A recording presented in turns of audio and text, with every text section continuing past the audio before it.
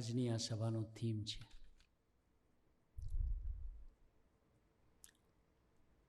Self confidence અને God confidence. બીજો meaning કરીએ તો પુરુષ પ્રયત્ન વર્સિસ કૃપા. ભગવાન સ્વામિનારાયણે વચનામૃત લખ્યું છે આત્મનિષ્ઠા અને સ્વરૂપ નિષ્ઠાનું પ્રથમનું 61મું વચનામૃત. પરંતુ આગળ વાત કરી હમણાં સોફ્ટ ડ્રિંક અને પેલું એનર્જી ડ્રિંકની વાત કરી કે ભાઈ સોફ્ટ ડ્રિંકમાં કેફીન અને શુગર હોય છે એટલે એનર્જી તો આપે છે પણ એ એનર્જી ઉતરી જાય છે. જ્યારે પેલું એનર્જી ડ્રિંક છે એ લોંગ લાસ્ટ આપણને એનર્જી આપ્યા કરે છે. એમ આપણા જીવનની અંદર આપ સૌ વિદ્યાર્થીઓ છો, યુવાનો છો, પોતાની સારી કેરિયર બનાવવા માટે પ્રયત્ન કરીએ છીએ. પણ જેમ વાત કરી મિલનભાઈએ કે જીવનમાં તડકાછાડી આવ્યા કરશે, સક્સેસ ફેલ્યોર આવ્યા કરશે, ઉતાર ચઢાવ આવ્યા કરશે, ભરતી ઓટ આવ્યા કરશે, સુખ દુઃખ આવ્યા કરશે.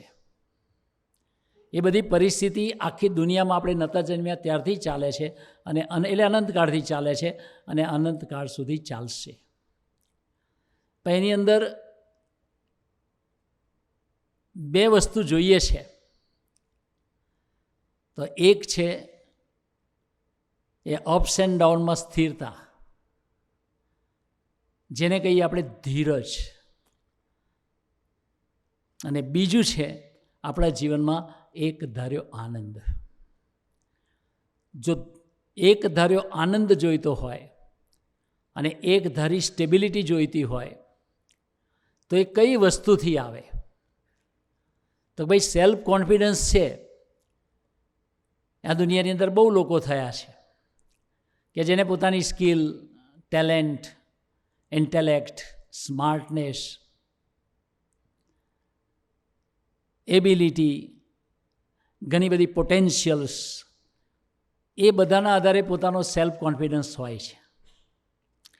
પરંતુ એ બધું હોવા છતાંય જ્યારે માણસ હારે છે, જ્યારે માણસના જીવનમાં એની કેપેસિટી બહાર પ્રસંગો આવે છે, તે વખતે એ વ્યક્તિ ડિપ્રેસ થઈ જાય છે. એ વ્યક્તિ ક્યારેક સુસાઇડ કમિટ કરે છે. કે ડેલ કાર્નેગીએ ઘણા બધા પુસ્તકો લખ્યા મોટિવેશનના, પણ એનો અંત સુસાઇડથી થયો. તો એનું કારણ શું હશે?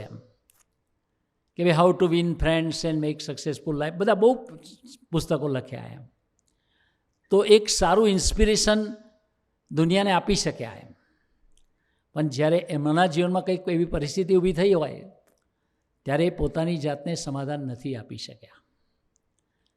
એમ આપણને આઇન્સ્ટાઈનની બી ખબર છે.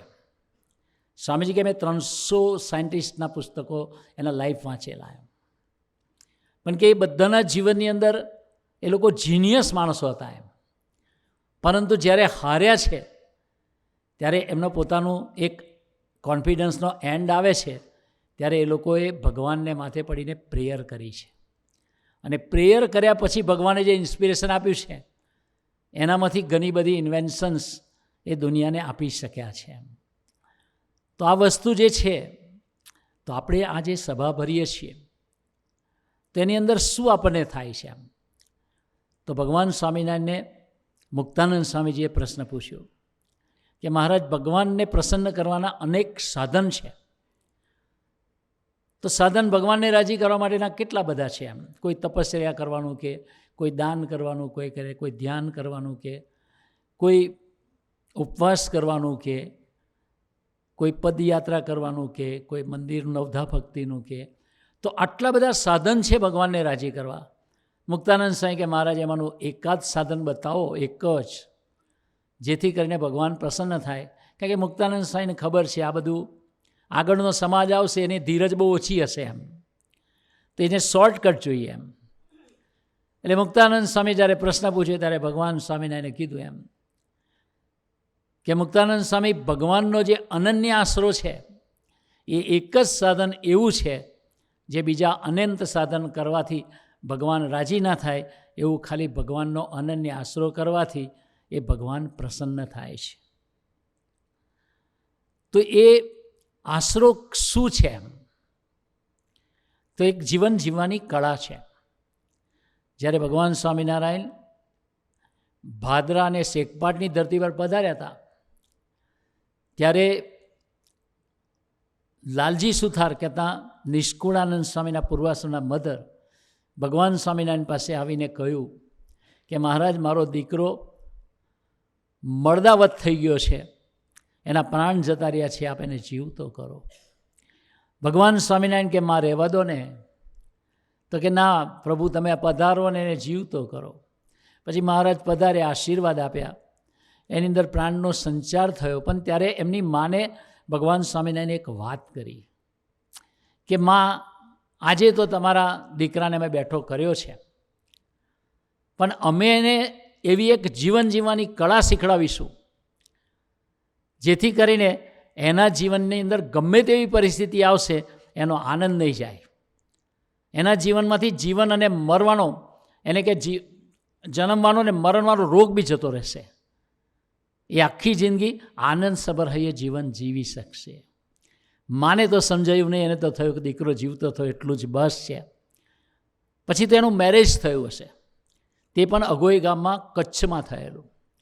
એ ભગવાન સ્વામિનારાયણ એકવાર લાલજી સુથારને કીધું કે આપણે કચ્છ જવું છે અને તમે ભોમિયા છો, મને લઈ જાઓ સાથે, આપણે બે જ જઈશું. એ મહારાજને લાલજી સુથાર જાય છે તો પૂરતું ખોરાક, પૂરતા કપડાં, પૂરતું પાણી એ બધું લઈ લીધેલું. જ્યારે કચ્છના રણની અંદર પ્રવેશે છે અને થોડાક કિલોમીટર ચાલે છે ત્યાં એક માણસ તરફડતો હતો. મહારાજે પૂછ્યું કે જો લાલજી, આને શું થાય છે? નજીક જઈને જોયું તો પેલો કે પાણી પાણી પાણી, મારો જીવ જાય છે પાણી વગર, મને પાણી આપો નહીં તો હું મરી જઈશ. મહારાજ કે છે? તો કે છે. તો આપો. એટલે લાલજી સુતારે થોડું પાણી આપ્યું. પેલો કે હજી હજી હજી. મહારાજ કે આપો આપો આપો.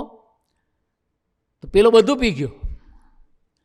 લાલજી સુતારને એમ હતું કે હવે મહારાજને તરસ લાગશે તો હું મહારાજને શું પાણી આપીશ, અને અથવા મને લાગશે તો હું મહારાજની સેવા કેવી રીતે કરી શકીશ જો પાણી વગર મારો બી જીવ જશે તો. એટલે થોડા આગળ ચાલ્યા તો એક ભૂખે તરફડતો હતો. મહારાજ કે આ શું થયું? તો કે મહારાજ એને ખાવાનું જોઈએ છે. મહારાજ કે છે? તો કે આપો. આપ્યું. પેલો કે હજી આપો હજી આપ્યો. મહારાજ કે બધું આપી દો. હવે બધું અપાવડી દીધું. એટલે ખાલી થઈ ગયું. મનની અંદર શું વિચાર આવતા હશે કે હવે તરસ લાગશે મહારાજને કે મને, તો અમે શું કરશું? આગળ જતાં જમવાની જરૂર પડશે ત્યારે શું કરીશું? કચ્છના રણમાં તો હજુ લાંબો બહુ પથ છે, ભુજ સુધી જવાનું છે. આગળ ગયા તો પેલા ડાકુ લોકો આવ્યા. એ લોકો કીધું હેન્ડ્સ અપ. તો કે શું છે? તો કે ભાઈ અમે સાધુ છીએ. તો કે રૂપિયા નિકાલો. મહારાજ કે નથી. તો મહારાજને આખા તપાસ્યા, એક રૂપિયો ના નીકળ્યો. પછી આ તમારા સેવક, તો એ લાલજી સુથારને આખા તપાસ્યા, એની પાસે બી રૂપિયો ના નીકળ્યો. પછી ગુસ્સે થઈ ગયા કે આવાના આવા કેવા છે, અમારા માટે બી પૈસા રાખવા જોઈએ તમારે. કારણ કે એ જમાનામાં એવા હતા ને ઘણા ડાકુ લોકો એવા છે, પહેલાં મારે ને પછી લૂંટે. પછી આપણે કંઈક ભાઈ મારો છો શું કરવા, જે છે લૂંટી લો ને. તો કે ના, હરામનું ખાતા નથી અમે, એટલે મહેનત કરીને લઈએ છીએ, પ્રસાદ આપીને તમને થોડો એમ. તો લાલજી સુથારને બી ચેક કર્યા, કંઈ ના મળ્યું. પછી મહારાજને કે તમે પૈસા કેમ નથી રાખતા? મહારાજ કે અમે સાધુ છીએ. પણ કે તમારે પૈસા રાખવા જોઈએ ને? મહારાજ કે અમે સાધુ છીએ, આ તો ગ્રહસ્થ છે. તો કે એની પાસે? તો કે એની પાસે નથી, 2 વખત તો ચેક કર્યું. મહારાજ કે કેટલા વર્ષથી ધંધો કરો છો? તો કે આમ તો બાય ડિફોલ્ટ બાય બર્થ છે આમ. તો કે કાચા લાગો, ટ્રેનિંગ બરાબર નથી લીધી. તો કે શું છે? તો એની પાસે પૈસા છે. લાલજી સુથારને શું વિચાર આવતો છે? આ તો મરાવે. પેલે ફરી ચેક કર્યો તો ના મળ્યા. મહારાજ કે આવા નાવા છે કબૂતર જેવા, છે એની પાસે પૈસા. તો કે મહારાજ તમે બી અમારી પાસે એ કરાવડાવો છો, બે 3 વાર ચેક કર્યું, હવે તો કાંઈ નથી, એમ મસ્કરી શું કામ કરો છો? મહારાજ કે એનો શૂઝ કઢાવો. એ જોડાના સોલ છે ને એની અંદર ચાંદીના રૂપિયા સેટ કરેલા છે. બોલો કેટલા સ્માર્ટ હતા. પોતે મિસ્ત્રી હતા પણ એમ તિજોરી પગમાં જ રાખતા હતા. એ કાઢ્યું ને અંદરથી ચાંદીના રૂપિયા નીકળ્યા. એમના મનમાં શું ચાલતું હતું કે પાણી અપાઈ દીધું, ખાવાનું અપાઈ દીધું, રૂપિયા તો છે ને. રૂપિયાનો આશરો તોડાઈ નાખ્યો. અને થોડેક આગળ ગયા અને મહારાજે લીલા કરી, મહારાજ કે મારું ગળું સુકાય છે, પાણી આપો. હવે આપણે તો રહેવાય નહીં કે મહારાજ શું કામ અપાઈ દીધું, એમ વિચાર આવે. એ મહારાજને કહ્યું, મહારાજ ચારે બાજુ ઝાડ ઉપર ચડીને ઝાડે નથી ને કશું નથી, તો પાણી લાવવું ક્યાંથી? મહારાજ કે નદી જાઓ. નદી નથી, તળાવે નથી રણમાં. તો કે વીડો ખોદો. એટલે પેલું નદીને કિનારે આપણે ખોદીએ ને અંદરથી પાણી નીકળે. એમ તો બુદ્ધિ શું કહેતી હતી કે રેતીના રણમાં પાણી ના નીકળે. મહારાજ કે ખોદો નીકળશે. એમ વચને ખોદ્યું તો થોડું થોડું ઝરણ આવ્યું. તો કે મહારાજ નથી આવતું પાણી બહુ. મહારાજ કે હજુ ખોદો. થોડું ખોદાવડાયું. તરસ લાગી હોય એને ખોદવાનું હોય તો કેટલું અઘરું. પછી થોડું ખોદ્યું, પાણી નહોતું આવતું. પછી મહારાજ હાથ ઊંચો કર્યો તો પાણી ઉભરાયું. પછી પાણી મહારાજે બી પીવડ્યું ને એમને બી પીવડાયું. હવે જમવાની વાત આવી તો થોડાક આગળ ચાલ્યા અને જમવા માટે કોઈ 2 વ્યક્તિ આવી અને કીધું ક્યાં જાઓ છો અને કોણ છો? તો કે સ્વામિનારાયણ છે અને ભૂજ જઈએ છીએ. તો કે ભૂખ લાગી છે તમને? તો કે હા. તો કે અમારી પાસે જમવાનું છે, અમારે મરણ થઈ ગયું છે કોઈ જગ્યાએ, એટલે અમે ત્યાં જઈએ છીએ, એટલે અમે જમી શકીએ એમ નથી. આ જમવાનું તમને કામ લાગતું હોય તો એ જમવાની વ્યવસ્થા પણ થઈ ગઈ. પણ આ પ્રોસેસ દરમિયાન લાલજી સુથારે વિચાર કર્યો કે મહારાજે પહેલાં પાણી અપાઈ દીધું, ખાવાનું અપાઈ દીધું, રૂપિયા અપાઈ દીધા, છેલ્લે વીડો ગળાવ્યો, પાણી કાઢ્યું, છેલ્લે ખાવાનું ગોઠવ્યું. આ બધી જ લીલા પાછળનું રહસ્ય શું છે? ત્યારે ભગવાન સ્વામિનારાયણે કીધું કે તમારા મધરને, તમારા માતૃશ્રીને મેં કહ્યું હતું કે તમારા દીકરાને અમે એવી જીવન જીવવાની કળા શીખવાડીશું કે એને ગમે તેવી પરિસ્થિતિમાં એના હૈયાનો આનંદ ના જાય. તો કે કઈ કળા? તો કે જ્યારે આપણે નિરાધાર થઈને ભગવાનને પ્રાર્થના કરીએ અને ભજન કરીએ ત્યારે ભગવાન અનરાધાર વરસે છે. એ કળા તમારે કાયમને માટે શીખવાની છે. એમ આપણા જીવનની અંદર જ્યારે બી આપણે સેલ્ફ કોન્ફિડન્સ લૂઝ કરીએ, એક્ઝામ હોય ને ગમે એટલું વાંચ્યું હોય તોય આપણે સેલ્ફ કોન્ફિડન્સ લૂઝ કરતા હોઈએ છીએ. ભગવાન સ્વામિનારાયણનો બીજો એક નાનકડો પ્રસંગ સ્વામીજીએ કહેલો કે મહારાજ શ્રીજીવાળાથી નીકળ્યા અને વડતાલ પધારતા હતા. એ સાથે એક 14-15 વર્ષના દીકરાએ કીધું મહારાજ મને લઈ જાઓ ને મને આવવું છે. મહારાજને બહુ જીદ કરી એટલે કીધું મહારાજ કે સારું ચાલો. મહારાજે વિચાર્યું કે આગલા સ્ટેશનથી આગલા સ્ટોપેથી એને પાછો મોકલી દઈશું. 25-30 કિલોમીટર ચાલ્યા હશે અને મહારાજને પછી ત્યાં ઝાડ નીચે જમવાનું કરાવડાવ્યું હતું. જમવાનું અને આરામ કરાવડાયો. સંઘે બી બાજુના ઝાડમાં આરામ કર્યો હશે. પછી મહારાજે કહ્યું ચાલો અમે આગળ ચાલશું. તો પેલો દીકરો સાથે આવવા તૈયાર થયો. એટલે મહારાજે કીધું બેટા તારા ગામના બધા ભક્તો આવ્યા છે શ્રીજીવાળા બાજુના, તો એમની સાથે પાછો વયો જા. તો કે મહારાજ મારે તો છેક વડતાલ સુધી આવવું છે ને તમારી સેવામાં રહેવું છે. મહારાજ કે ના બેટા તું ના આવતો, તું પાછો જા. તો કે મહારાજ મને આવવું છે, કૃપા કરો ને. પછી મહારાજને એને પૂછ્યું કે મહારાજ તમે મને ના કેમ પાડો છો એમ? ત્યારે મહારાજે કીધું બેટા તું નાનકડો છું, તું 25-30 કિલોમીટર તો ચાલ્યા છીએ, 25-30 ગાઉ, અને હવે આગળ ચાલતા વધારે ચાલવાનું છે અને રાત આવશે ત્યાં સુધી, બીજું ગામ આવશે ત્યાં સુધી ડિસ્ટન્સ બી વધારે છે, તો તું થાકી જઈશ. ત્યારે પેલા દીકરાએ કહ્યું કે ના મહારાજ હું નહીં થાકું. મહારાજ કે બેટા કેમ નહીં થાકું? તું થાકી જઈશ, તું નાનો છું. ત્યારે એ દીકરાએ મહારાજને 2 હાથ જોડીને એક બહુ સરસ વાત કરી. એ આપણા જીવનમાં જીવન જીવવાની કળા શીખવાડે છે. એ દીકરાએ એવું કીધું મહારાજ હું એટલા માટે ગમે એટલું ચાલીશ નહીં થાકું કારણ કે મારા પગમાં ચાલનાર તમે છો. જો હું ચાલતો હોઈશ ને તો થાકી જઈશ, પણ મારા પગમાં રહીને તમે ચાલતા હોય ને તો હું ક્યારેય થાકવાનો નથી. ત્યારે ભગવાન સ્વામિનારાયણ એને ભેટી પડ્યા અને કેટલી વાર સુધી ભેટ્યા ને એટલે પછી વડીલ સંતોએ કે મુક્તાનંદ સ્વામીજી હશે એને પૂછ્યું કે મહારાજ આટલા નાના છોકરાને આટલો બધો પ્રેમ વરસાયો અને આટલું ભેટ્યા, રહસ્ય શું? ત્યારે ભગવાન સ્વામિનારાયણે કહ્યું કે હું જે વસ્તુ કરાવવા માટે ધરતી પર આવ્યો છું ને એ વસ્તુ આ દીકરો કરી રહ્યો છે ને એટલા માટે હું એને ભેટું છું એમ. તો આ એક પ્રસંગનું રહસ્ય છે. હમણાં ગુરુહરિ પ્રબોધ સ્વામીજી મુંબઈ પધાર્યા હતા. તો દરેક મંડળે અલગ અલગ પ્રોગ્રામ કરેલા. એમાં પ્રભુ સ્વામીજી દહીસર પધારેલા. ગઈ વખતે બધા દોષવાળા ફુગ્ગાઓ છોડ્યા હતા અને હાથમાં પ્રાર્થના બી લખેલી હતી, એની જોડે બી છોડવાની હતી. પણ પ્રભુ સ્વામી ફુગ્ગાઓ છોડ્યા તો પેલા ફુગ્ગાઓ ફોર્સમાં ઉડ્યા ને તો પેલી પ્રાર્થના હાથમાં રહી ગઈ. એમ પછી પ્રભુ સ્વામી કે જો જ્યાં પ્રાર્થના પહોંચાડવાની હતી તે હાથમાં જ રહી ગઈ, કે એ ત્યાં જ છે એમ. એટલે એમને જરૂર હતી પ્રાર્થના, તો એને ગ્રહણ કરી લીધી. આ વખતે એ લોકોએ નવો આઈડિયા કર્યો કે સ્વામીજીને પ્રભુ સ્વામીજીને ગમે છે કે ભક્તો અરસપરસના ગુણ વિચારીને આખી જીવે, મનન ચિંતન કરે, પ્રાર્થના કરે, ભજન કરે, જેથી કરીને પ્રભુ સ્વામીજીએ જ કહ્યું હતું, સ્વામીજીનું જ સૂત્ર છે, પણ પ્રભુ સ્વામી શરૂઆતના વર્ષે વાત કરેલી એમ કે અરસપરસ ગુણ ગાઈશું ને તો આત્મીયતા વધી જશે એમ. એટલે એ લોકોના 150 કાર્યકર્તા છે. એ 150 કાર્યકર્તાઓએ માટે એક આખું આલ્બમ બનાવ્યું, જેમાં રોહનભાઈ હોય તો રોહનભાઈનો પિક્ચર હોય અને રોહનભાઈના ગુણો લખેલા હોય સાઈડમાં. પછી બીજાનું હોય, રીતેશભાઈ હોય, હર્ષિતભાઈ, બધા 150. હવે એ પ્રભુ સ્વામીજીને હાથમાં આપ્યું એ વોકિંગ કર્યા પછી. તો આપણને આટલું મોટું 150 જણનું આપે, 150 પેજનું, 150 જણનું, આમ 50 પેજ જેવું હતું. એ વજન બી હોય અને આપણે ટાઈમ બી ના હોય, પસીનોય થતો હોય.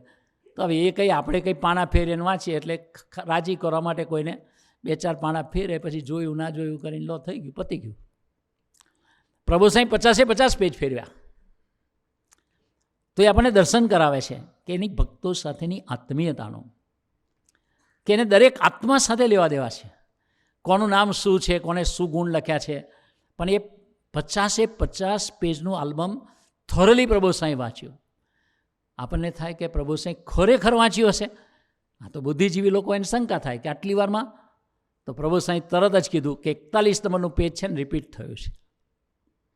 એટલે પ્રૂફ આપ્યું કે મેં બરાબર બારીકાઈથી વાંચ્યું છે.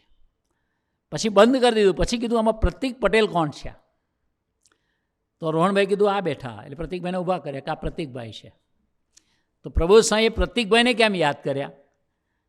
કે આખું આલ્બમ ચેક કર્યું, પ્રભુ સાંઈ વાંચ્યું, એની અંદર પ્રતિકભાઈના પિક્ચરની સામે લખેલું હતું કે ગમે તે પરિસ્થિતિમાં પ્રતિકભાઈ હંમેશા ભગવાનના બળે જીવ્યા છે. આમ તો પ્રભુ સ્વામીજીએ રહસ્યનું દર્શન કરાયું કે ગમે તેવી પરિસ્થિતિ આવે અને જે વ્યક્તિ ભગવાનના બળે જીવતો હશે એ વ્યક્તિ તરફ ભગવાનની એક દિવ્ય દ્રષ્ટિ રહે છે, મીઠી દ્રષ્ટિ રહે છે. અને સાથોસાથ એનું રિઝલ્ટ જે ગણાય તો કે ભાઈ એની ધીરજ બી ના જાય અને એનો આનંદ પણ ના જાય. તો આપણે દ્રૌપદીનો પ્રસંગ છે આખો ખબર કે ચીરહરણ થતું હતું એમ. તો દ્રૌપદીએ હસબન્ડનું બળ લીધું, વડીલોનું લીધું, બીજા રાજાઓનું લીધું, છેલ્લે કંઈ ના થયું તો પોતાના હાથનું બળ લીધું, દાંતનું લીધું, અને કશુંય ના થયું ને લાગ્યું કે હવે છેલ્લો પટ્ટો છે શરીર ઉપરનો, જેમાં બંને અંગ ખુલ્લા થઈ જશે તો મારી ઇજ્જત જતી રહેશે ને મારે આત્મહત્યા કરવી પડશે. એ ટાઈમે એને ભગવાન કૃષ્ણ યાદ આવે છે અને બંને અંગો પર હાથ રાખેલા, એ હાથ ઊંચા કરી નાખ્યા અને હે કૃષ્ણ પાહીમામ, તમે મારી રક્ષા કરો. એટલે બધા ચીર પૂર્યા અને બધો પ્રસંગ થયો. પણ દ્રૌપદીને ગુસ્સો આવ્યો એટલે પ્રસંગ પત્યા પછી અને ભગવાનને કીધું કે તમે મારા ભાઈ પણ થાવ છો, મારા બ્રધર પણ થાવ છો અને મારા ભગવાન પણ છો, તો તમે મને રક્ષા કરવા આવ્યા તો આટલા બધા લેટ શું કરવા આવ્યા? ત્યારે કૃષ્ણ ભગવાને બહુ સરસ જવાબ આપ્યો, એ આપણા માટે કામનો છે. એ જવાબ એ છે કે દ્રૌપદી, તે તારું આ વસ્ત્રાહરણ થતું હતું તે દરમિયાનમાં પહેલાં તે તારા પતિઓ તરફ જોયું, પછી તારા વડીલો તરફ જોયું, પછી બધા રાજાઓ તરફ જોયું. કશાથી ના થયું તો તે બુદ્ધિનું બળ લીધું, પછી હાથનું બળ લીધું, પછી દાંતનું બળ લીધું, અને તને લાગ્યું કે હવે મારાથી નહીં બચાવી શકાય મારી જાતને, ત્યારે તે મને યાદ કર્યો ને. પછી કૃષ્ણ ભગવાને કહ્યું કે તમે મને યાદ કર્યા પછી પણ હું, આપણે કહીએ ને કે આપણી અત્યારની ભાષા માઇક્રો સેકન્ડ બી લેટ પડ્યો નથી. ભગવાન કિશન કે હું તો હાજર હતો કે બેન તમે સંભાળવામાં લેટ પડ્યા છે. તો આપણે એક જીવનની આ કળા છે કે આપણે શીખવું છે કે આપણા જીવનની અંદર પણ આવા પ્રસંગો અને પરિસ્થિતિઓ આવે ત્યારે સૌથી પહેલો ઉપાય આપણે પ્રભુને સંભાળવાનો લે. અને પ્રભુ બી એવા જ છે કે આપણી કસોટી કરે, આપણને ક્લાઇમેક્સ પર લઈ જવા હોય આપણી નિષ્ઠાને પરાકાષ્ઠા લઈ જવી હોય તો એ કસોટી એન્ડ સુધી કરે. કે આ વખતે ગઈ સાલ પ્રતિષ્ઠા હતી હ્યુસ્ટનમાં, તો જે કન્ટેનની અંદર ને ભગવાનની મૂર્તિઓ અને બધો ડેકોરેશનનો સામાન હતો એ તો દરિયામાં કોઈક બીજી જગ્યાએ મિસપ્લેસ થઈ ગયું હતું અંદર તોફાનના લીધે, તો પહોંચી શકાય એવું હતું જ નહીં. એ કન્ટેનર લોકેટ બી નહોતું થતું, પહોંચવાની કોઈ પોસિબિલિટી બી નથી લાગતી એમ. અને પહોંચે તો 10-15 દિવસ લેટ. પ્રતિષ્ઠાના દિવસ 4મી તારીખ હતો તો 14 તારીખે પહોંચે, 10 તારીખે પહોંચે એવું હતું એમ. પણ પ્રબોધ સ્વામીજીને પૂછ્યું કે પ્રબોધ સ્વામી આપણે શું કરીએ એમ, કન્ટેનરનું શું એમ. દરેક વિચારે ને કે આ કદાચ ના આવ્યું તો આટલા બધા હરિભક્તો આવે છે તો પ્લાન બી વિચારી રાખીએ એમ કે ભાઈ શિબિર જેવું કરી નાખીએ, સમયા જેવું કરી દઈએ, જેનાથી રોકાવે એવું રોકાય, ને જવું હોય તો જાય ને એવું બધું વિચારવું પડે એમ. તો એક હરિભગતથી ના રહેવો એટલે એને કીધું કે પ્રભુ સાંઈ 11:59 કામ થશે કે 12:01 થશે. ત્યારે પ્રભુ સાંઈ એક વાક્ય સહજતાથી બોલ્યા, 11:59 અને 59 સેકન્ડ. તો કેટલું રહ્યું? તો કેટલી ક્લાઇમેક્સિટી છે. તો આ બધી ક્લાઇમેક્સ સુધી લઈ જવા પાછળ એમની ભાવના શું છે કે આપણા જીવનની અંદર કે ભગવાન કસોટી કરતાં કરતાં કરતાં કરતાં એક કક્ષાએ કરે કે જ્યાં આપણને અશક્ય જેવું લાગે, પણ જો આશરો નહીં છોડીએ તો ભગવાન સહાયભૂત કરી અને અનુભવમાં લઈ જશે. તો આપણે આ એક જીવન જીવવાની કળા છે અને આપણા જીવનમાં એને ધ્યાન રાખીને શીખવા જેવી છે. તો આપણે સ્ટુડન્ટ છીએ, તો સ્ટુડન્ટ્સના જીવનમાં એવું બની શકે છે કે આપણે બહુ બધી મહેનત કરી હોય, આપણને આપણી જાત પર વિશ્વાસ હોય, આપણી ગ્રાસ્પિંગ પર વિશ્વાસ હોય, આપણા મેમરી પાવર પર વિશ્વાસ હોય, આપણા કોન્સન્ટ્રેશન પર વિશ્વાસ હોય, આપણી મહેનત પર વિશ્વાસ હોય, અને એક્ઝામના દિવસે જ માઇન્ડ બ્લેન્ક થઈ જાય તો થાય છે કે નહીં? કેટલા બધા હાથ ડોકો લાવે છે કે એક્ઝામના દિવસે જ માઇન્ડ બ્લેન્ક થઈ જાય. તો હવે શું કરવાનું? વાંચેલું બધું જતું રહ્યું અને એક્ઝામ તો ખાલી 1-2 કલાકમાં છે, તો હવે શું કરીશું? અને એવી હાલત થાય તો એ મનુષ્યની શક્તિ પૂરી થઈ ગઈ કહેવાય. તો એ બ્લેન્કનેસ આવે માઇન્ડમાં, ત્યારે શું કરીએ?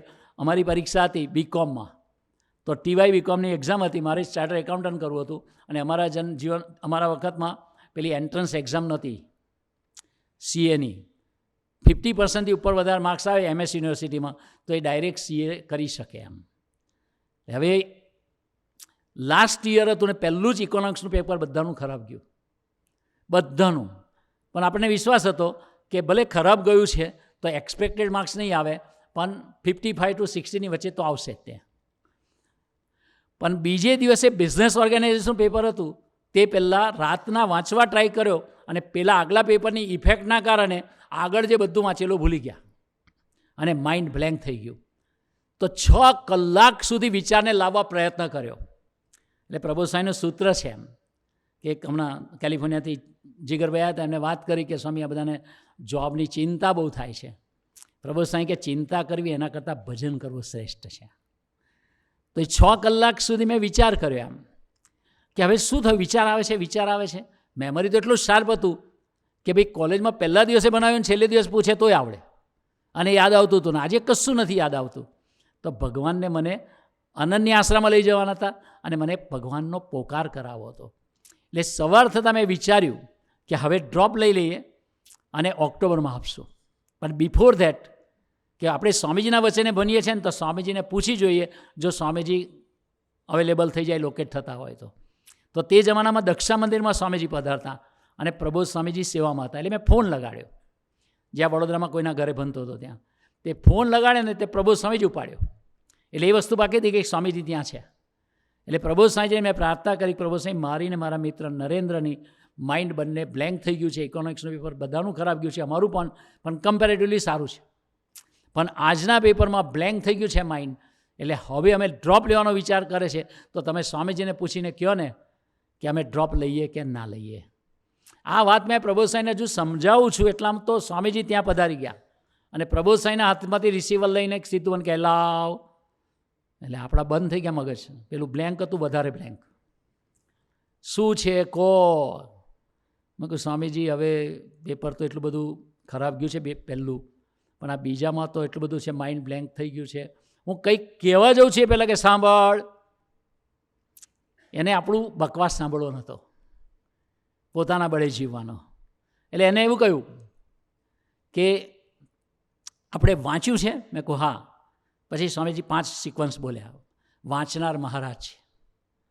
પહેલાં કીધું કે પેપર હાથમાં લેવાનું, ક્વેશ્ચન પેપર, ઠાકોરજી પરની મૂર્તિ પધરાવવાની, આટલી નાની હતી ત્યારે, અને પછી પ્રાર્થના કરવાની, હે મહારાજ, વંચાવનાર ને વાંચનાર તમે છો, યાદ રખાવનાર તમે છો, પરીક્ષામાં હાથમાં રહીને લખાવનાર તમે છો, લખનાર તમે છો, એક્ઝામિનરમાં રહીને તપાસનાર તમે છો, અને એક્ઝામિનરમાં તપાસ્યા પછી પાસ કરનાર પણ તમે છો.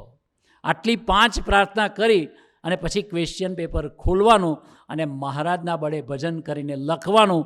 પછી એક વાક્ય બોલ્યા કે જાઓ, આપણું ડિસ્ટિંક્શન આવી જશે, ફર્સ્ટ ક્લાસ આવશે, ડિસ્ટિંક્શન આવશે. 2 શબ્દ બોલ્યા. પછી ફોન મૂકી દીધો સ્વામીજીએ. એટલે મને પહેલાં પેલો આનંદ એટલો બધો હતો, પેલો ઇડલી ખાતો હતો એને માર્યો મેં એને. મને કે મારે છે કેમ? તો કે ન્યૂઝ છે ગુડ. તો કે શું છે? મેં ખાઈ લે, નહીં તો તું મને મારીશ. પછી તો ચોપડા ફેંકી દીધા કે હવે શું, આપણે છેલ્લું જ વાક્ય યાદ હતું, ડિસ્ટિંક્શન આવશે, બરાબર છે. અને એક્ઝામ આપવા ગયા. તે મારો એક મિત્ર હતો મેકવાન કરીને, મને કે ચાલ પ્રેયર કરવાનું. મેં કહું પ્રેયરે થઈ ગઈ ને પહોંચીએ ગઈ. પછી અમે એક્ઝામ આપવા ગયા તો યાકાસીમ લઈ જતો હતો પ્રેયર કરવા દરરોજ.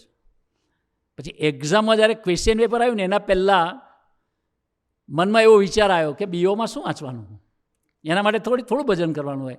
એ તો સ્કોરિંગ સબ્જેક્ટ છે, મેરિટ, ડીમેરિટ, એડવાન્ટેજ, ડિસએડવાન્ટેજ એવું લખવાનું હોય. હવે એમાં છે શું? આ બધું ઓબ્જેક્ટિવ્સ જેવું છે. એટલે ભગવાનને સંભાળવાનું ભૂલી ગયા. ક્વેશ્ચન પેપર સીધું ખોલ્યું, આ આવડે છે, આ આવડે છે, આવડે. 12માંથી 8 ક્વેશ્ચન લખવાના. એક લખવા જ ગયો, અડધું લખ્યું, ચેકા માર્યા, કાં ના આવે, બીજા ક્વેશ્ચનનો આન્સર લાગે છે. 1 કલાકમાં આખી સપ્લિમેન્ટરી ખરાબ. પછી થયું કે હવે તો 2 જ કલાક બાકી રહ્યા, અને આવડતું કશુંય નથી. 12માંથી 8 લખવાના એકય આવડતો નથી. અને ત્યારે પેલા 5 વસ્તુ યાદ આવી, સ્વામીજીએ કહ્યું હતું એ. મેં કહ્યું ચાલો ભાઈ, દેર તો દેર, હવે યાદ કરીએ. કારણ કે બીજો રસ્તો નહોતો. મૂર્તિ કાઢીને પધરાઈને પ્રાર્થના કરી. પ્રાર્થના કરતાં કરતાં આંખમાં આંસુ આવી ગયા. એટલે આંખમાં આંસુ એટલા માટે આવ્યા કે પ્રભુ, તમારું બળ અમે ભૂલી ગયા, અને તમે મને શીખવાડ્યું તો કર્યું નહીં, એટલે એટલું કશું યાદ બી નથી આવતું. થોડી વાર રડ્યો હોઈશ, રડીને પ્રાર્થના થતી તો કોઈ ખભા પર હાથ ફેરવતો હતો. મને ખબર હતી પાછળ કોણ બેઠું છે, કહેવાય નહીં. સમજી ગયા છો? કોઈની સહાનુભૂતિ હતી, તે હાથ ફેરવે. એટલે પછી મને થયું કે હવે ભલે હાથ ફેરવતા, મને બળ મળશે તો. પણ આંખ ખોલીને જોયું ને તો દાઢીવાળા સુપરવાઇઝર હતા, શરદભાઈ જેવા. એટલે મેં કહું હવે એને બધી આખી સપ્લિમેન્ટરી ચેક કરી. મને કે આ તો છોકરા તું રડે છે કેમ? મેં કહું રડ્યો નહીં સાહેબ, પ્રેયર કરું છું. તો કે આ બધું ચેકાચૂક કરી છે ને? મેં કહ્યું સાહેબ આ છે, તો એવું જ. તો કે સારું મોડું ધોઈ આવી જા, હું તને 15-20 મિનિટ વધારે આપીશ. પછી મોડું ધોઈને આવ્યો, પણ પ્રાર્થના થઈને એમાં ઠંડક થઈ ગઈ. ત્યાં ભગવાનનું બળ પ્રગટ્યું. એટલે પછી પાછો આવતા સરના ટેબલ પાસે ગયો, સર મને ફેવર કરો ને. એને સિમ્પથી દેખાડી હતી એટલે. તો કે શું? મેં પેલી 5 પેજવાળી જે મેઇન સપ્લિમેન્ટરી છે ને, એ મને નવી આપો ને. મને કે રૂલ નથી અને મારી પાસે નથી. મેં કહું આ પેલી 5 પડી તમારી પાસે, 1 આપો 1. તો કે આનું શું કરીશ? મેં કહું ફાડીને ફેંકી દો, ફેવર કરો. એટલે એને મને નવી આપી. પછી પણ ભગવાને જે કોમ્પ્યુટર ખોલી નાખ્યું, તો પહેલો લખ્યો, બીજો લખ્યો, ત્રીજો લખ્યો, ચોથો લખ્યો, 5મો લખ્યો, 6ઠો, 7મો, 8મો, 9મો, 10મો, 11મો, 12મો અડધો લખ્યો. 2 જ કલાક બાકી હતા એમ. પણ કમ્પ્યુટરની જેમ માઇન્ડ બ્રેન ખુલી ગયો આખું. પછી મને થયું કે આ તો 8 જ લખવાના હતા, તો બીજા 3.5 વધારે લખી પાડ્યા. કે ચાલો જે હશે, દોરા બોરા બાંધીને પાછું આપે તોય 10 મિનિટ બાકી હતી. એટલે સુપરવાઇઝર કહે ચોરી કરી? મેં કહું ના સાહેબ. તો કે ચેક કરું? મેં કહું શર્ટ એકલું જ. પછી મને કે સ્વેલિંગ ચેક કર, આમ તેમ કર્યું, અને પછી તો બહાર નીકળી ગયા. પણ મારા જીવનમાં અનુભવ કરાયો કે તે વખતે એ સબ્જેક્ટમાં આઉટ ઓફ 100, 100માંથી મને 87 માર્ક્સ આવ્યા હતા.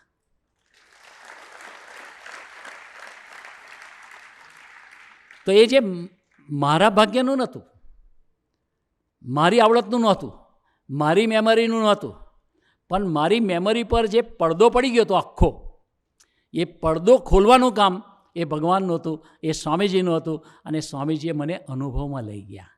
તો શેના માટે લઈ ગયા? એક્ઝામ પૂરતા નહીં, આખી લાઈફમાં જ્યારે પણ ડાર્કનેસ આવે, બ્લેન્ક માઇન્ડેડ એટલે ડાર્કનેસ, કે જ્યાં દિશા ના દેખાય, પણ જો ભગવાનનું બળ હશે તો ભગવાન બેટરી લઈને આપણી સાથે જ ડિરેક્શન માટે આ ઊભા જ છે, એ વિશ્વાસમાં લઈ જવા માટે.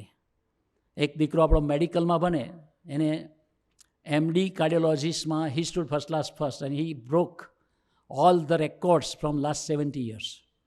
KEM હોસ્પિટલના 70 વર્ષના રેકોર્ડ્સ બ્રેક કરી નાખેલા. એટલે MD કાર્ડિયોલોજીસ્ટમાં he was first class first. સ્વામીજીના આશીર્વાદ, એના બહુ પ્રસંગો છે. પણ પછી એને DNB કાર્ડિયોલોજી કરવાનું હતું. ત્યારે એનું વાઇવા હતું ને આગલા દિવસે રાતના મને ફોન કર્યો કે મને કે મારું કાલે 10 કલાકનું વાઇવા છે, અને ઇન્ડિયાના 6 પેલા ડીન આવે ને મેડિકલ કોલેજના, એ લોકો મારું વાઇવાસ લેવાના છે, અને આ એક્ઝામ ઉપર મારું કેરિયરનો આધાર છે. પણ અત્યારે મને એક પણ વિચાર નથી આવતો, માઇન્ડ બ્લેન્ક થઈ ગયું. હવે શું કરવાનું? પછી તો હું એને શું કહું, પણ સ્વામીજીને પ્રાર્થના કરીને મેં કહું, તો સ્વામીજીને સંભાળો, પ્રાર્થના કરીને ભજન કરીને જાઓ, અને સ્વામીજીને પ્રાર્થના કરજો કે મહારાજ જે કાંઈ વંચાવ્યું છે બધું છે, અત્યારે બ્લેન્ક છે, પણ તમારી શક્તિથી તમે કરાવજો. અને હકીકતમાં જ્યારે એનું ઇન્ટરવ્યૂ શરૂ થયું, એ લોકો ધાની ફૂટે એમ ક્વેશ્ચન પૂછે, અને એટલા બધા ક્વેશ્ચન પૂછ્યા. છેલ્લું જ્યારે એ લોકો પૂછીને અમુક થાકી જાય, નાસ્તો કરીને પાછા આવે અને આનું ચાલુ રાખે. પણ જ્યારે સેકન્ડ બ્રેક પડ્યો ને, ત્યારે 2 કે 3 જણા બ્રેકમાં જતા રહ્યા, અને 2 બાકી હતા ને એ લોકોએ કીધું, અમારી પર બહુ પ્રેશર છે, તને ફેલ કરવાનું, પણ તારી જે તૈયારી છે અને તારું જે નોલેજ છે આ મેડિકલનું, એટલે અમે તને બહુ સારા સમાચાર, you will get the good news soon, જલ્દી તેને સમાચાર મળશે. અને પછી કીધું કે તને બહુ સારા સમાચાર મળશે અને તું ક્રેડિટેબલ વ્યક્તિ થઈ જઈશ. અને પછી જ્યારે રિઝલ્ટ આવ્યું, ત્યારે આખા ઇન્ડિયામાં એ DNB કાર્ડિયોલોજીમાં હી સ્ટુડ ફર્સ્ટ ક્લાસ ફર્સ્ટ. તો બ્લેન્ક માઇન્ડેડમાંથી ભગવાન એની પરાકાષ્ઠા લઈ ગયા. તો પોતાની શક્તિમાંથી ભગવાન પોતાની શક્તિના બળે જીવાડવા માટે લઈ ગયા. મારે દહીસરમાં એક વિસ્મય કરીને દીકરો છે, એને 10મા ધોરણમાં 90% આવ્યા, અને પછી નેટફ્લિક્સના રવાડે ચડ્યો, તે 12થમાં ફેલ. એને કરવું હતું એન્જિનિયરિંગ, અને 12થમાં ફેલ થઈ ગયો. હવે શું કરવાનું? એટલે એના ઘરનાને બધાએ કહી દીધું, એ તો ડિપ્રેસ થઈ ગયો, એને કશું આવડતું બી નહોતું. એના ઘરનાએ કીધું, કંઈ નહીં બેટા, BCom કરી લે, છેવટે આપણે એન્જિનિયરિંગ નથી કરવું, પણ તું BCom કર. હવે પોસિબિલિટી નથી. તો આવી સિચ્યુએશનમાં શું કરીએ? હવે એના ઉપર જ આખી જિંદગીનો કેરિયરનો આધાર હતો. પણ સત્સંગ હતો તો કેટલો ફાયદો થયો. આપણે વિચારીએ કે આ ગુરુવારની સભા ના હોત તો, આનંદ સાગર સ્વામી, ચિરાગભાઈ જેવા, મિલનભાઈ જેવા, શરદભાઈ જેવા જો લીડર્સ ના મળ્યા હોત તો, ગુરુહરિ જેવા માવતર આ ધરતી પર ના પધાર્યા હોત તો આપણું માઇન્ડ, આપણું ફ્યુચર બી આવું બ્લેન્ક રહેત. પણ એવા ટાઈમે દીકરાઓ બધા લીડર લોકોને ખબર પડી કે વિસ્મયને આવી પરિસ્થિતિ થઈ, અને એના પેરેન્ટ્સ કહે છે નથી ભણવું આગળ. પછી આ બધા દીકરાઓએ ગયા અને સમજાયું કે અંકલ એને એન્જિનિયરિંગ કરવા દો, અમે બધા એને ગાઈડ કરીશું, અમારી જવાબદારી પર લઈ જઈશું. દીકરાને કીધું તું ચિંતા ના કરતો, આપણે ગમે તેવા છીએ, પણ આપણને એવા પુરુષ મળ્યા છે તો ગમે તેવા ડિપ્રેશનમાંથી કાઢી અને ભગવાન આપણને વ્યવસ્થિત બનાવી દેશે. તો 2 વસ્તુ દીકરાઓએ શીખવાડી. અને એક, સભામાં નિયમિતતા કરી, ખરાબ ફ્રેન્ડ્સ છોડાવ્યા, નેટફ્લિક્સ પેલું છોડાવી દીધું, આખું સોશિયલ મીડિયાનું એ. અને બીજી બાજુ એક ધાર્યા પોઝિટિવને મહિમાના વિચારોને વાતો કરી, અને એની પાસે ભજન કરાવડાવ્યું, મહેનત કરાવડાવી. ત્યારે એ દીકરો એન્જિનિયરિંગમાં છેલ્લા 3 સેમેસ્ટરની અંદર એનું પોઈન્ટર 10/10 થયું. તો એનું કશું જ નહોતું એમ. પણ ભગવાન આપણને પોતાના બળે જીવડાવવા માટે આપણને આવી પરિસ્થિતિમાં લઈ જાય. પણ જો આવો સંગ મળે, ભજન થાય, સભા થાય, તો આપણે ઝીરોમાંથી ભગવાન આપણને હીરો તરફની યાત્રા કરાવી દે. પણ એ પ્રયત્ન આપણે ગળથલ કરવાનો. લંડનની અંદર એક દીકરો હતો. એ દીકરો બધા શેરિંગમાં રહેતા હતા અને જોબ કરતો હતો. પછી એની જોબ છૂટી ગઈ. હવે છેલ્લે એના ખિસ્સામાં એના એકાઉન્ટ્સમાં ખાલી 1200 પાઉન્ડ હતા. શેરિંગમાં રહે એટલે બધા દીકરાઓ રહે તો 400 પાઉન્ડ મહિનાનો ખર્ચ લાગે, રહેવા જમવાનો બધો. તે વખતે આ દીકરાએ નક્કી કર્યું કે 1200 પાઉન્ડ છે તો ટોટલી 3 મહિના રહેવાશે, અને 3 મહિના જોબ નહીં મળે તો આપણે કાં તો ઉછીના પૈસા લેવા પડશે, કાં લોન લેવી પડશે, ને કાં ઇન્ડિયા ભેગા થઈ જવું પડશે. પણ એને નક્કી કર્યું કે સ્વામીજી આપણા માવતર છે અને હું સ્વામીજીનો દીકરો છું. મારા ખાતામાં જ્યાં સુધી 0 પૈસા ના થાય ને ત્યાં સુધી મારા મન બુદ્ધિને ચિંતાનો એક પણ વિચાર મારા આત્મા સુધી જવા દેવો નથી. એવું એને નક્કી કર્યું કે શું થશે, ક્યારે થશે, કેમ થશે, જોબ નહીં મળે તો શું થશે, ઘરેથી પૈસા મંગાવાય એવું નથી. કારણ કે ઘરેથી 400 પાઉન્ડ મંગાવે એટલે 40,000 રૂપિયા કોણ આપે? એના ફાધર તો સામાન્ય નોકરી કરતા હતા. પણ એને નક્કી કર્યું કે મારે ભગવાનના બળે જીવવું છે. તો પહેલા મહિને ભરી દીધા 400, એટલે હવે 800 રહ્યા. બીજા મહિને ફરી ભર્યા તો હવે 400 બાકી રહ્યા, અને ત્રીજા મહિને છેલ્લા 400 બચ્યા. ત્યાં સુધી એવું ભજન કરે કે હે મહારાજ, મને કેવળ તમારા બળે જીવાડજો. મને સંકલ્પ વિકલ્પમાં ના જવા દેતા, મારા આત્મા સુધી ચિંતાનો વિચાર ના જવા દેતા. કારણ કે કરતા હરતા સુપ્રીમ તમે છો અને તમે જ મને બળ આપશો, તો હું શું કામ ચિંતા કરું? તો છેલ્લા 400 બી એને ભરી દીધા. હવે તો એક જ મહિનો રહેવાય, કારણ કે પૈસા ભરી દીધા, ખાલી ખાતું ચાલુ રાખવા 50 પાઉન્ડ અંદર હશે તે હશે એમ. પણ એને છેલ્લા દિવસ સુધી એક ધાર્યું નિષ્ઠાથી ને ભજનનું બળ લીધું એમ. અને જેના ફળ સ્વરૂપે છેલ્લે દિવસે એને કોઈ કંપનીમાંથી કોલ આવ્યો, અને કોલમાં ટેલિફોનિક ઇન્ટરવ્યૂમાં સિલેક્ટ ત્યાં બી થઈ ગયો. અને બીજે દિવસે કે ક્યારથી જોઈન કરવું છે? ભાઈ કાલથી, કારણ કે રસ્તો જ નહોતો બીજો. બીજે દિવસે ગયો તો એની ઓફિસ શોધે, તેને લાગે કે ઠોટબોટ્યું હશે, પણ બધી એકદમ સોફિસ્ટિકેટેડ આખી મોટી ઓફિસ હતી થેમ્સ નદીના કિનારે. અને ત્યાં એને જોબ મળી. ત્યારે એને વિચાર કર્યો કે ભગવાને કસોટી કરી, 3 મહિના સળંગ કરી, પણ પછી લાગ્યું તો ભગવાનને ચિંતા થઈ મારી અને મને આ જોબ અપાવી. તો ભગવાન એને અનુભૂતિમાં પણ લઈ ગયા. પણ એ વસ્તુ આપણા જીવનની અંદર આપણે જોઈએ તો ગુરુહરિ આપણી પાસે મૂર્તિમાન ઉદાહરણ છે.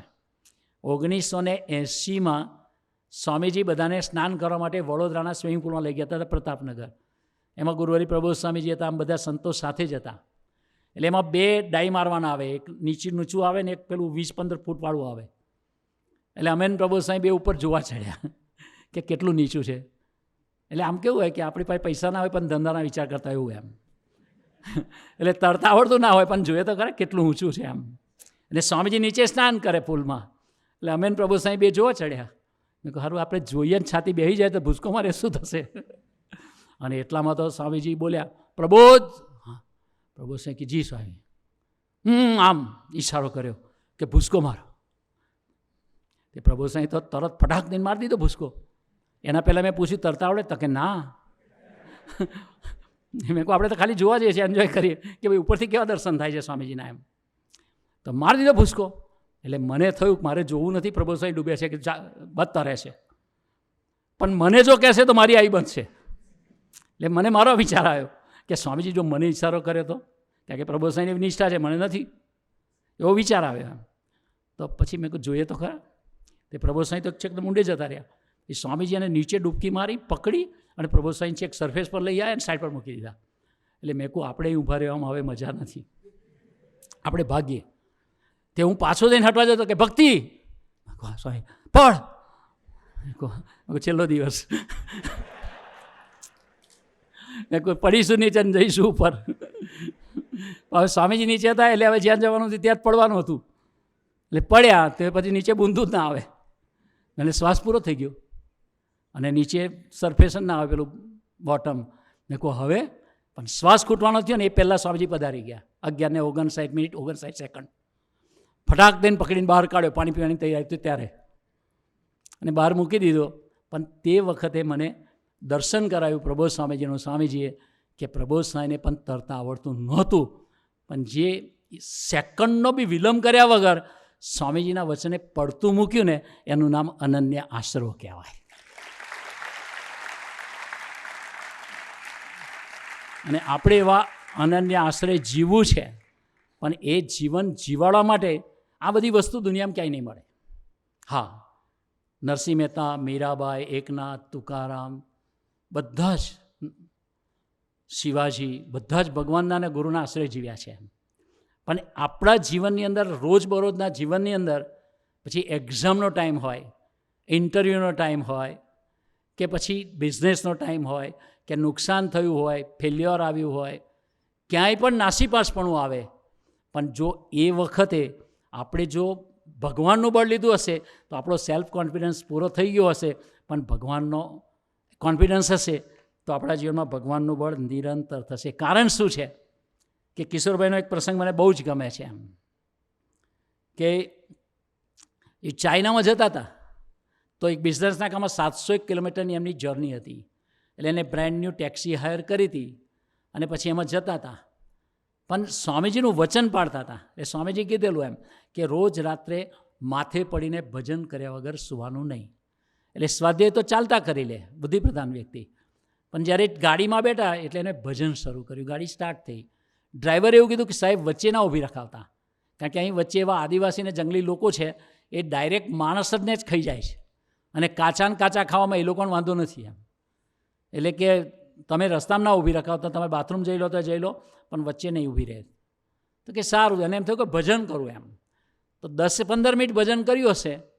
ત્યાં અંદરથી સ્વામીજી અવાજ આપ્યો કે કિશોરભાઈ ગાડી સાઈડમાં પુલ કરાવો. 2 વખત અવાજ આપ્યો એટલે ગાડી પુલ કરાવી. એટલે ડ્રાઈવર કે સાહેબ ના પાડી હતી અહીંયા ક્યાં? તો કે અહીં પહેલાં પુલ કર પહેલાં. એટલામાં જ સામેથી મોટું 30-40 પૈડાવાળું પેલું કન્ટેનરવાળું ટેલર આવ્યો, મોટો ટ્રક સૂમ કર ગયો. એટલે જો ચલાવતા હોત તો ફેંકાઈ ગયા હોત આ લોકો. એટલે એટલામાં થયું કે આ ઊંધો આવતો લાગે છે. એટલામાં બીજો આવ્યો, એટલામાં ત્રીજો આવ્યો. એટલે થયું કે આ આટલી બધી ટ્રકો રોંગ સાઈડે કેમ આવે છે? પણ ડ્રાઈવરે કીધું રોંગ સાઈડે કેમ આવે છે? પછી ડ્રાઈવરને ખબર પડી કે આપણે રોંગ સાઈડે છે. એટલે ગાડી પાછી વાળી દીધી અને જતા રહ્યા. હવે એવા જગ્યાએ આપણને ભગવાન પ્રેરણા કરે છે તો એ દુનિયામાં કોણ કરે? બહાર નીકળ્યા ને એટલે પછી પાછો ફરી રીરાઉટ કરવા માટે ચડતા હતા, ત્યાં એમને પવિત્રભાઈને, સ્વામીજીને ફોન કર્યો કિશોરભાઈએ કે પવિત્રભાઈ આજે આવું થયું. એમ તો સ્વામીજીને પવિત્રભાઈ રિપોર્ટ આપ્યો. ત્યારે સ્વામીજી એક વાક્ય સરસ બોલ્યા, સાંઈ કે ભગત ભલે ઊંઘે પણ ભગવાન જાગે છે. જો આ વસ્તુ આપણે યાદ રાખીએ કે આપણે જો ભગવાનને માથે પડીને કદાચ સૂઈ બી ગયા તો ભગવાન તો જાગે છે. આપણા પરાગભાઈ છે મુંબઈમાં, એને પેલી મિકેનિકલ ડ્રાઈવનો ધંધો છે. એટલે એને પૂના જવાનું તો એશિયાડની બસમાં બેસીને. એમ એટલે સવારે 5 વાગે 6 વાગે નીકળે, 5:30, 10-11 વાગે પહોંચે, આખો દિવસ કામ કરે, રાતે એશિયાડ પકડે ને રાતે પાછા આવે. એ સવારે ગયા અને તે ફિક્સ ભજનિકને સ્વાધ્યાયી વ્યક્તિ 4-5 કલાક થોડું ભજન કરે, મનન ચિંતન કરીને ઊંઘ આવે તો ઊંઘી જાય.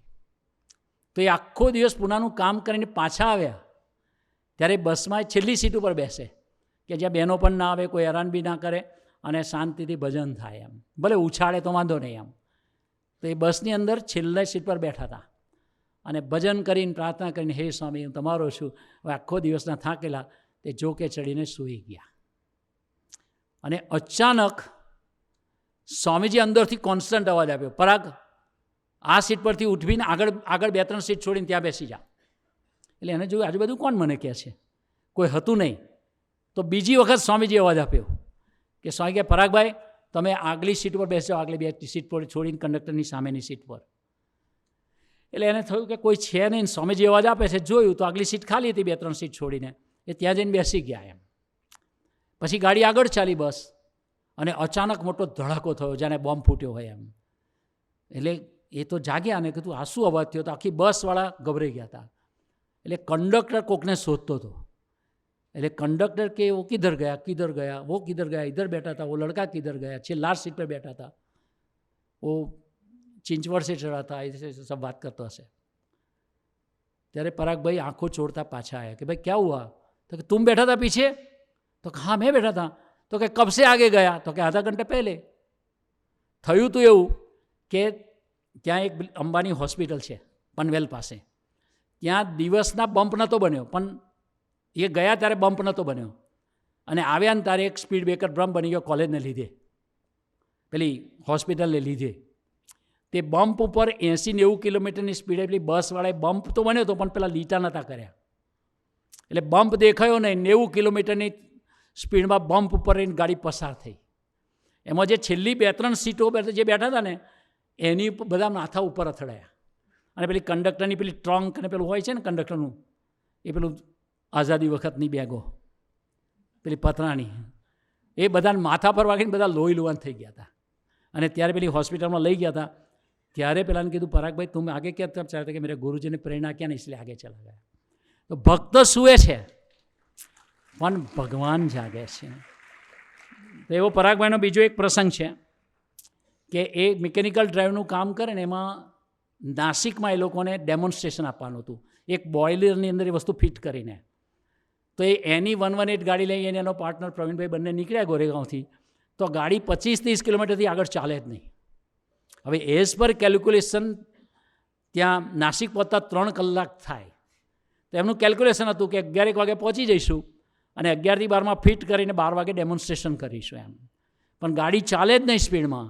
પછી આગળ જતાં મિકેનિકને બતાવ્યું, મિકેનિકે ચેક કર્યું તો કે કુછ પ્રોબ્લેમ નહીં હે, થોડી વાર ચાલે ને પાછી 30 પર જતી રહે. બીજા મિકેનિકને બતાવ્યું, એને બધું ખોલીને હરખું કર્યું, તોય પાછું એનું એ જ. તે લોકો પહોંચ્યા બપોરના 1 વાગે, કારણ કે ગાડી ચાલતી જ નથી. અને પહોંચ્યા ત્યારે તો ત્યાં એમ્બ્યુલન્સ ને પોલીસ ને બધી ધમાલ ધમાલ ધમાલ. એટલે આ લોકો લેટ પડ્યા ને એટલે ડ્રાઈવ એ લોકોએ ફિટ કરી દીધી, પેલા ફેક્ટરીવાળાએ ને બોઇલરવાળાએ. અને એ બોઇલ એ કરી અને પછી ચાલુ કર્યું ડેમોન્સ્ટ્રેશન માટે. તો પેલું બોઇલર ફાટ્યું, 3000 સેન્ટીગ્રેડવાળું હશે કદાચ. તે ફાટ્યું ને તેનો લઠ્ઠો જે ઉપરનો આવે ને તે આખું જ રૂફ ને બધું તોડીને કેટલા ફૂટ ઉપર ગયું, નીચે પડ્યું. એમાં કેટલાય બેભાન થઈ ગયા ને કેટલાકને વાગ્યું ને કેટલાક મરી ગયા. ત્યારે એ લોકોને ખબર પડી કે યાર આપણે જો રાઈટ ટાઈમ આવ્યો હતો આપણો જ વારો હતો. પણ ભગવાને જ રક્ષા કરી છે, એનું શું પ્રૂફ?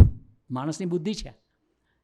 તો એ પ્રૂફ એ કે બધું પત્યા પછી નીકળ્યા ને 4 વાગે પાછા, તો ગાડીને કશું કર્યા વગર 80-90 પર ચાલવા માંડી.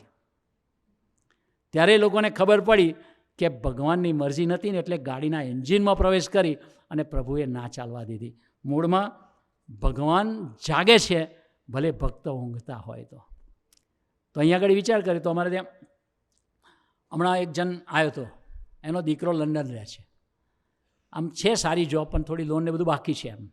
અને આને ફિઝિકલમાં શરીરમાં થોડુંક આંખમાં તકલીફ છે, પછી એમના વાઈફને થોડું હાર્ટનું છે, આમ તેમ છે. દીકરો એકનો એક છે.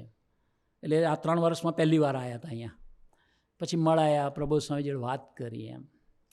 એટલે મને ખબર હતી એમ કે આ વ્યક્તિને પ્રોબ્લેમ નથી છતાં છે. એટલે છે એટલે શું કે દીકરો સેટલ થઈ જાય એની ચિંતા હોય, અને અમારી તબિયતને આવી તબિયતમાં હજુ જો પેલો સેટલ નહીં થાય તો મોટો પ્રોબ્લેમ, કારણ કે ગામમાં ઘર ને સીમમાં ખેતર નથી, એમ કોઈ પ્રોપર્ટી નથી, કશું નથી. એટલે આપણે એનો સ્ટ્રેસ સમજી શકીએ. એટલે આપણે તો સત્સંગમાં હોય એટલે મહિમાની નિષ્ઠાની વાતો કરી એના પ્રેમ આપીને આનંદમાં જ હતા, પણ એનું સ્ટ્રેસ એક સાઈડે ચાલ્યા કરે, એની અસર હેલ્થ ઉપર થાય. પછી અહીંયા પ્રભુ સ્વામીજીને વાત કરી તો સર્વજ્ઞ પુરુષ કે બીજું કશું જ બ્રીફિંગ નહીં કર્યું. પણ પ્રભુ સ્વામીને મેં કીધું કે ને દીકરો અહીં છે પણ આ તબિયતનું આ છે. તો પ્રભુ સાહેબ તરત વાત કરી, તરત જ કે ભાઈ સ્ટ્રગલ તો અમારે બહુ છે, કે અમે રોજ સ્ટ્રગલ કરીએ છીએ, કે એટલી બધી સ્ટ્રગલ છે અમારા જીવનની અંદર. અને પછી પ્રભુ સાહેબ વાત કરી પણ કે આટલી બધી ગમે તેવી સ્ટ્રગલ આવે છે, પણ કે અમે અહીંયા ઠાકોરજી પાસે બેસીને માથે પડીને ભજન કરીએ છીએ, તો અમને મહારાજ સ્ટ્રગલ લાગવા દેતા નથી એમ. તો આપણને એનું જે અંતરનું અભિપ્રાય ને રહસ્ય છે ભગવાનના બળે જીવડાવવાનો, કે એક તો પ્રભુમાં વિશ્વાસ અને બીજું માથે પડીને ભજન, એ ખરેખર અનન્ય આશરો આપણને દ્રઢ કરાવે એમ. તો અમેરિકાની અંદર છેલ્લી વાત કરી, પ્રભુ સાંઈ સાથે હતા. તે એક વેલ સેટલ હરિભક્ત છે, 5-6 ધંધા છે એની પાસે, એના 2 બાળકો છે, ઘર 2-3 મિલિયનનું છે, એટલે 15-20 કરોડ રૂપિયાનું ઘર છે, બધું સરસ છે. પણ એને ઊંઘ નથી આવતી, ખાધેલું પચતું નથી, ટેન્શન રહ્યા કરે છે. એટલે પછી દોસ્તી હતી તો ગુરુહરિની પાસે લઈ ગયો એમ. મેં કહ્યું પ્રભુ સાંઈ આવું છે. પ્રભુ સાંઈ કહ્યું 1 સેકન્ડમાં સમાધાન આપી દે.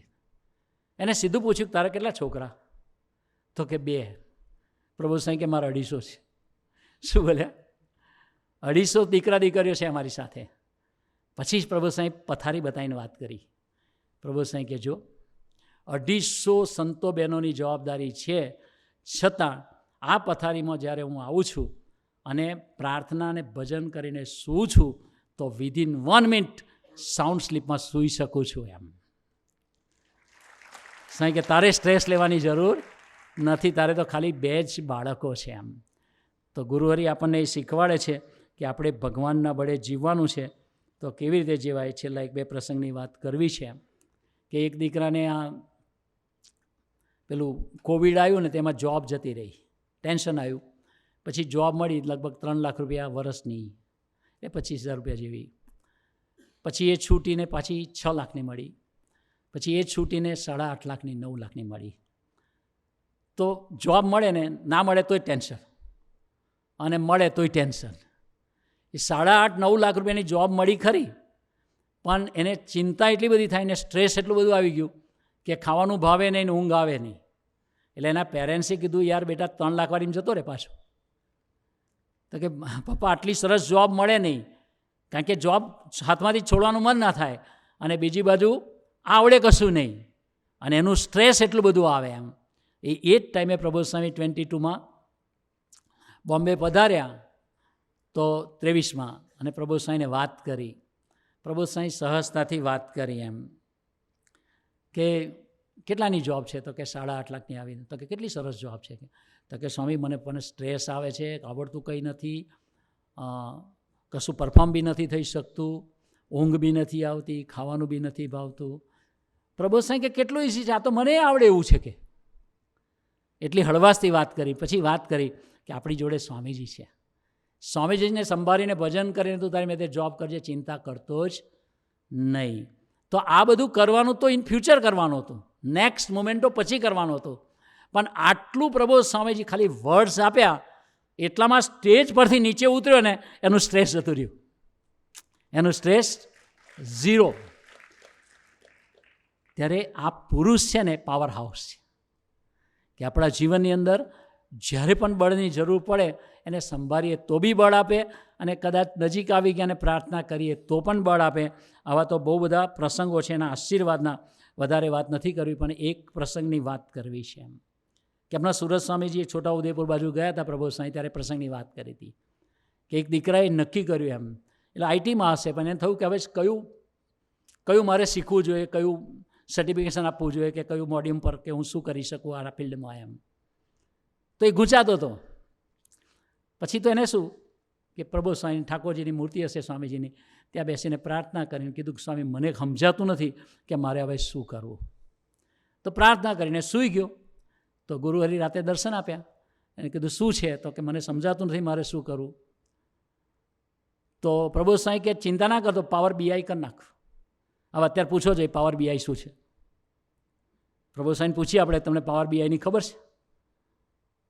તો ફિઝિકલ લેવલે કાંઈ નથી ખબર, પણ સર્વજ્ઞપણે દિવ્ય સ્વરૂપે બધી ખબર છે. બરાબર છે? તો એને જે આશીર્વાદ આપ્યા કે તું પાવર BI કરી દે, તો એના જીવનમાં જે કાંઈ કન્ફ્યુઝન આવ્યું અને ત્યાં એને માથે પડીને પ્રાર્થના કરીને ભજન કર્યું, તો ભગવાન તો ઉપાયભૂત થઈ ગયા. છેલ્લા પ્રસંગની વાત કરું કે અમારે ત્યાં યશ કરીને એક દીકરો છે, મહારાષ્ટ્રીયન છે, એ આઈટીમાં છે, અને 16 lakhsના પેકેજમાં એ કામ કરે છે. પણ એનું એક ડ્રીમ કે મારે JP મોર્ગન ચેસ બેંકમાં જ કામ કરવું છે, ને વર્લ્ડની મોટી બેંક છે. તો એમાં IT સપોર્ટમાં એને કરવું હતું. એમાં આપણા 26 છોકરાઓ કામ કરે છે, આપણા હરિહૃદય પ્રદેશના ભક્તો અને યુવકો. એના બી 5-7 મિત્રો બી છે બીજા. એટલે એનું એક ડ્રીમ હતું કે મારે આની અંદર જ જોબ કરવી છે. એટલે એના માટે એને ઓક્ટોબર મહિનાથી ટ્રાય કરતો હતો. ઓપનિંગ બી હતું, એને CV બી મોકલી, પછી કોન્ટેક્ટ બી કર્યા, ઈમેલો પણ લખી, કોઈ જવાબ ના આવ્યો. તો હવે માણસનું મન છે, માગે તો બાપ પાસે જ માગે ને. તો 5મી જાન્યુઆરીના સમયમાં એ ભરૂચ આવ્યા, ત્યાં આપણે ગુરુહરિનો રથ આવ્યો અંદર, ત્યારે ગુરુહરિના દિવ્ય દર્શન થયા, અને ત્યાં એને પ્રાર્થના કરી કે હે પ્રભુ સ્વામી, કે તમે દિવ્યતાથી તો બધું સુખ આપો છો, પણ મારે તો આ જોબ પણ જોઈએ છે. મારું ડ્રીમ કંપની છે, મને તમે આમાં જોબ અપાવો ને. પછી એને પ્રાર્થના કરી કે હું કેટલો બધો પ્રયત્ન કરું છું પ્રભુ સાહેબ, દૂરથી પ્રાર્થના કરે છે, નજીકથી નહીં, કેટલો બધો પ્રયત્ન કરું છું ગુરુહરિ, કમસે કમ તમે મારું ઇન્ટરવ્યૂ અસાઇન કરાવી દો, બસ બાકીનું હું જોઈ લઈશ. મારું ઇન્ટરવ્યૂ તમે કરાવી દો, બાકીનું જોઈ જશે. એટલે એની પ્રાર્થના ગુરુવારે સાંભળી અને સોમવારે સવારે પહોંચ્યો અને મંગળવારે એનો ફોન આવ્યો આચારમાંથી કે ભાઈ તારું સીવીને બધું મળ્યું છે, એટલે હવે અમે તારું ઇન્ટરવ્યૂ લઈશું, તો આર યુ રેડી? તો કે હા. તો કે ક્યારે? તો કે 1-2 દિવસ પછી ટાઈમ લીધો. હવે એની અંદર 7 રાઉન્ડ હોય છે જેપી મોર્ગનમાં. 7 રાઉન્ડ ઇન્ટરવ્યૂ હોય ને એ બધું કરતાં મહિનાનો પ્રોસેસ છે. પણ પેલા એચઆરવાળાએ ફોન કર્યો કે તારા અમે 7 રાઉન્ડ નહીં લઈએ, ખાલી 3 રાઉન્ડ લઈશું, ચાલશે? તો કે ચાલશે. કે એક જ દિવસમાં ચાલશે? તો કે હા ચાલશે. બહુ ડેસ્પરેટ હતો, આખી રાત હૂતો નહીં, બધી મહેનત કરીને ભજન કરીને તૈયારી કરી. એટલે પછી એનો ઇન્ટરવ્યૂ થઈ ગયો. પહેલો રાઉન્ડ એકદમ ફાઇન ગયો, બીજો રાઉન્ડ એટલો ફાઇન ગયો, ત્રીજો રાઉન્ડ એનો કોડિંગનો હતો, જેની અંદર કોડ જનરેટ કરવાનું, લખવાનું બધું હોય છે. એમ એ 45 મિનિટનો હતો. એમાં બી 30 મિનિટ અપ ટુ ડેટ ગયું. પછી એચઆરવાળા સિનિયર લોકો એ કંટાળ્યા કે લીવ ઇટ કે તારું બધું બરાબર છે ટૂંકમાં. અને એ લોકોએ કહી દીધું ચિંતા ના કરતો, અમને તારું બધું જ ગમ્યું છે, ઇન્ટરવ્યૂ બી સરસ ગયું છે, 2 વર્કિંગ ડેઝમાં અમે તને કન્ફર્મેશન આપીશું, ઓફર લેટર આપીશું. એટલે આ ખુશ થઈ ગયો કે મારું ઇન્ટરવ્યૂ અસાઇન થઈ ગયું, ઇન્ટરવ્યૂ બી ટોપ ગયું, બધું સરસ થઈ ગયું. અને આ થયું 7મી તારીખે. પછી 8મી ગઈ, 9મી ગઈ, 10મી ગઈ, 11મી ગઈ, 12મી ગઈ, ઈમેલ કર્યા, મેસેજ કર્યા, નો આન્સર. છેક 23 તારીખ સુધી એને કોઈ આન્સર ના મળ્યો. અને 23 તારીખે ઈમેલ આવ્યો કે તારી જગ્યાએ અમે બીજા કોઈને લઈ લીધો છે. જય સ્વામી નારાયણ. હવે સપનું તૂટી ગયું. પણ એને અંતરદ્રષ્ટિ કરી. સત્સંગમાં હતો ને એટલે કે મારી જ કોઈ ભૂલ થતી હશે. અંતરદ્રષ્ટિ કરતાં કરતાં એને ખબર પડી કે મેં તો પ્રભુ સ્વામીને 5મી તારીખે એવી પ્રાર્થના કરી, મારું ઇન્ટરવ્યૂ અસાઇન કરાવી દો, બાકીનું હું જોઈ લઈશ. અને ભગવાનને દુશ્મનાવટ હું જોડે છે, એને હું જોઈ લઈશ ને જે વિચાર હતો એ કે આ કારણસર જ મારું અટક્યું છે. એટલે એને 25 તારીખે પાછો સમય આવ્યો યુવા મહોત્સવ 12,000 યુવકોનો. અને પ્રભુ સ્વામી એન્ટર થયા અને ત્યાં ફરી પાછી પ્રાર્થના કરી, હે પ્રભુ સ્વામી, માગતી ઘડીએ તો અધૂરું માગ્યું હતું 5 તારીખે. અહીં ઇન્ટરવ્યૂ એકલું શું કામ માગ્યું? સીધી જ જોબ માગવાની હતી ને એમ. પણ ભગવાન જોબ આપે છે ને, પ્રૂફ બી છે. એટલે એને તો રિફ્યુઝલનો ઈમેલ આવી જ ગયો હતો. પણ એને આ પ્રાર્થના કરી કે પ્રભુ, ઇન્ટરવ્યૂ હું આપીશ એવું મારું અહમ હતું, પણ હવે તમે જ ઇન્ટરવ્યૂ કરાવ્યું છે, હવે તમારા બળે મને જીવવું છે, તો તમે જ મને જોબ અપાવો, પ્લીઝ પ્લીઝ પ્લીઝ. તો એ 25 તારીખ હતી. 26 ને 27 કંપનીમાંથી પાછો ઈમેલ આવ્યો કે તારી સેમ જગ્યાએ સેમ પ્રોફાઇલ ઉપર અમે તને સિલેક્ટ કરીને હાયર કરીએ છીએ. એ બી ઈમેલ આવ્યો. પેલો રિફ્યુઝલનો બી હતો અને 27 તારીખે જોબ ઓફરનો બી હતો. હવે ભગવાને જ કર્યું છે ને પ્રાર્થના સાંભળી છે એનું પ્રૂફ શું? તો એનો 16 lakhsનો પગાર હતો એક્ઝિસ્ટિંગ કંપનીમાં. પણ આ જેપી મોર્ગનવાળાએ કીધું કે તને કેટલું જોઈએ છે, તેના પેલા ફોર્મમાં લખ્યું હશે નેગોશિયેબલ. તો એને લખ્યું હશે 17, મારું 16 છે પણ 18, 19, 20, 21 સુધી આપો તો ચાલે, એમ નેગોશિયેબલ એમ. પેલાએ કીધું 16 નહીં, 17 નહીં, 18 નહીં, 19 નહીં, 20 નહીં, 21 નહીં, અમે તને 22 લાખનો પગાર ઓફર કરીએ છીએ. એને અનુભૂતિ થઈ એમ 22 લાખનો પ્લસ 2 લાખનું જોઈનિંગ બોનસ, એટલે 24 લાખનો પગાર. અને ઉપરથી કીધું કે તારો રિલીવિંગ ટાઈમ એક્ઝિસ્ટિંગ કંપનીમાં કદાચ 2 મહિનાનો હોય, 3 મહિનાનો હોય, તો અમે 3 મહિના તારા માટે વેઇટ કરીશું, પણ તને આ જોબ ઉપર રાખીએ છીએ. ત્યારે એને અનુભવ થયો કે ગુરુવારી પ્રાર્થના બી સાંભળે છે અને સાથે સાથે આપણા અહમનો વિસ્ફોટ બી કરે છે અને આપણી યાત્રા પણ ભગવાન તરફ ચલાવે છે. તો ગુરુહરિના ચરણોમાં, સ્વામીજીના ચરણોમાં, ઠાકોરજીના ચરણોમાં એક જ પ્રાર્થના છે કે તમે અમને એવી કળા શીખવાડજો કે અમારા જીવનમાં ડગલે ને પગલે અમે નિરંતર પ્રભુના બળે, આપના બળે જીવીએ, જેનું નામ છે ગોડ્સ કોન્ફિડન્સ. તો સેલ્ફ કોન્ફિડન્સમાંથી અમે પ્રભુના કોન્ફિડન્સમાં નિરંતર જીવતા થઈએ એવા બળબુદ્ધિને શક્તિ અમને સૌને આપો. એ જ પ્રાર્થના સહજાનંદ સ્વામી મહારાજની છે.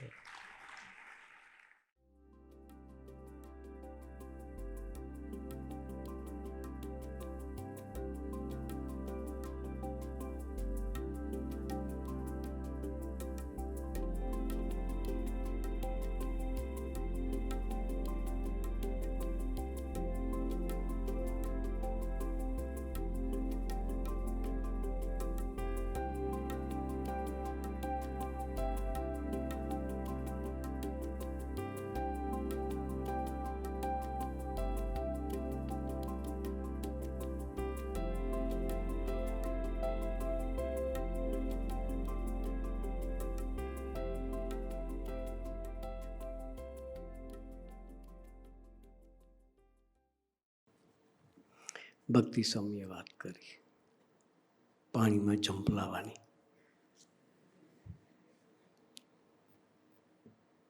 વિશ્વાસ હોય ને ઝંપલાઈ પાડે.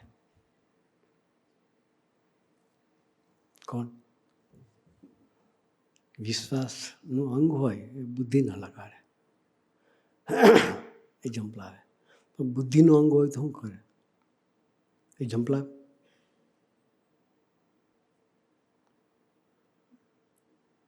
શું થશે? તરતા નથી આવડતું. એ ઝંપલાવે તો શું કહેવાય? ભક્તિ સાઈનું બુદ્ધિનું અંગ, મારું વિશ્વાસનું, બંનેના અંગ જુદા. પણ બંનેના દોસ્તી પહેલેથી.